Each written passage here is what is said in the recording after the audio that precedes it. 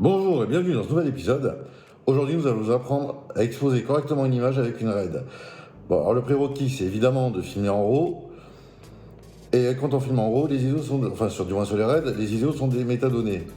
Donc en fait, contrairement à un DSLR, le premier paramètre que vous allez régler, ce ne sera pas vos ISO.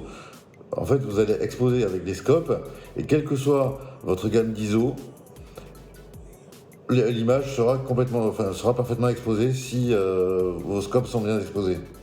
Une fois que vous aurez compris ça, c'est tout simple, c'est vraiment un jeu d'enfant. Donc comme je l'ai dit tout à l'heure, on expose par rapport au scope en premier. Donc là on voit que les scopes sont dans le neutre, l'image est bien exposée.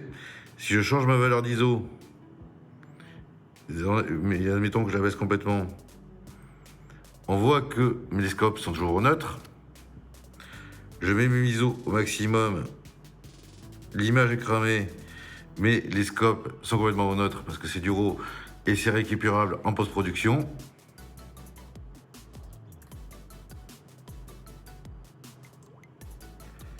On va remettre sur un ISO correct.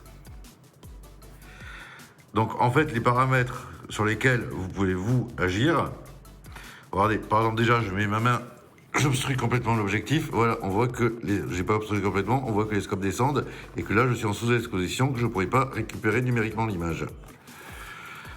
Pareil, si je mets un éclairage devant la caméra, là on voit que les scopes sont cramés et numériquement ce ne sera pas récupérable en post-production.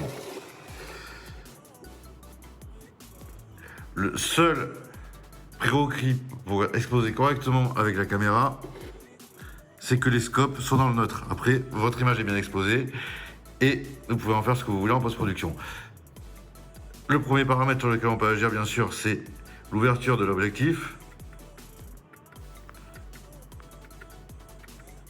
Voilà. Plus je vais le fermer, là, je l'ai fermé à 14, je suis complètement sous-exposé, ce ne sera pas récupérable numériquement. Je vais le réouvrir à fond. Un 4. Là, je suis bien exposé.